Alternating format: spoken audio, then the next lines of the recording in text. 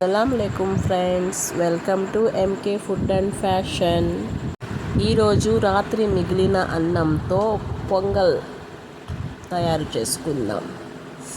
మీరు ఒకసారి ట్రై చేయండి. అన్నం మిగిలిపోతుంది, వేస్ట్ చేస్తూ ఉంటాము. ఇలా చేసుకోండి, సూపర్ టేస్ట్గా ఉంటుంది. అన్నము బాగా మెత్తి దాంట్లో సరిపడినంత నీళ్లు పోయాలి.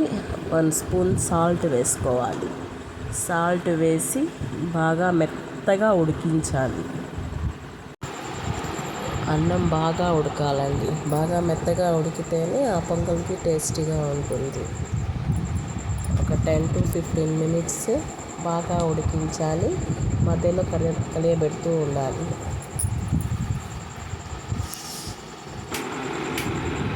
అన్నం అయితే వేస్ట్ అయిపోతుంది కదండి. మార్నింగ్ టిఫిన్కి సరిపోతుంది ఇలా పొంగల్ చేసుకుంటే. అన్నం ఉడుకుతుండగా పక్కన కడాయి పెట్టుకొని దాంట్లో 100 grams పెసరపప్పు వేసుకొని బాగా వేయించాలి. దోరగా వేయించాలండి. గోల్డెన్ బ్రౌన్ కలర్లో వచ్చేదాకా వేయించాలి.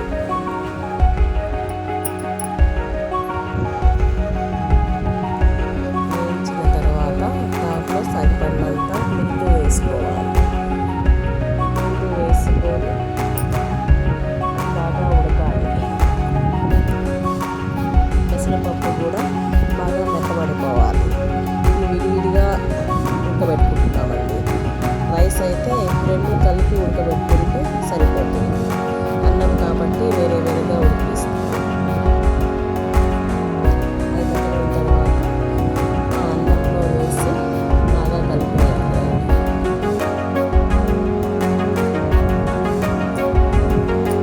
అన్నం కలిపిన తర్వాత పక్కన 1 స్పూన్ మిరియాలు కచ్చపచ్చగా దంచుకోవాలి. దాంట్లోనే 1 స్పూన్ జీలకర్ర కూడా వేసుకోవాలి. టెక్నిక్ మిస్ అయింది. ఆ పొడి 2 టేబుల్ స్పూన్ అయింది. దానికి పచ్చిమిరపకాయలు 1 టేబుల్ స్పూన్ అల్లం వెల్లుల్లి పేస్ట్, కొత్తిమీర కత్తిరిబాటు చేసుకోవాలి. కడాయి పెట్టుకొని దాంట్లో 4 టేబుల్ స్పూన్ల నెయ్యి వేసుకోవాలండి. వేసుకుంటేనే టేస్ట్ బాగుంటుంది. దాంట్లో పచ్చిమిర్చి వేసి పచ్చిమిర్చి వేగిన తర్వాత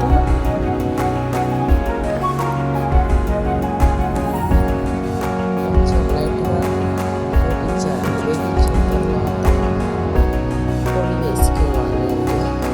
మిరియాల జీలకర్ర పొడి వేసుకొని అది బాగా కలియబెట్టి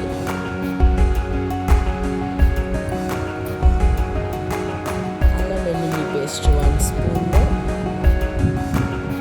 వేసి పచ్చి వాసన పోయేంత వరకు బాగా ఫ్రై చేయాలి.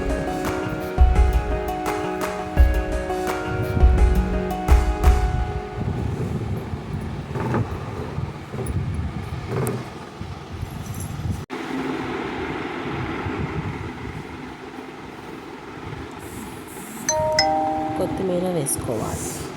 కొత్తిమీర వేసుకొని కలిపేసి ఒక 5 మినిట్స్. ఇప్పుడు ఈ వేంపుడంతా ఇందాక కలియబెట్టుకున్న అన్నంలో వేసి బాగా కలపాలి.